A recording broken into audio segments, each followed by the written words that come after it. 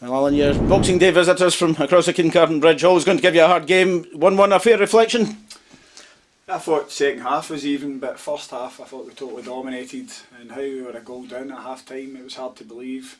But one thing we've probably got to work on is just that end product. We get in really good situations and it's just getting that shot away, making sure we're working the keeper.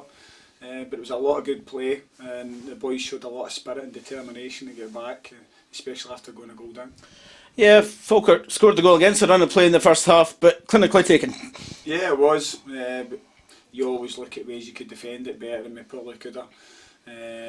So we made it really difficult for ourselves, but as I said before, the boys done extremely well coming back, showed a lot of character, especially against a team like Falkirk who have been up challenging at the top of the league. And surprise, surprise, get back into the game with a penalty, and for once this season, expertly taken by Rhys McCabe. No, it was good to see it going in the back of the net, and hopefully that's the end of the missed penalties for the season. But there was a lot of good play today. First half, as I said, I thought we dominated it. Without working the keeper enough, we were in really good situations, and it was either a mishit pass or maybe the wrong decision at times. But the important thing was getting in the positions.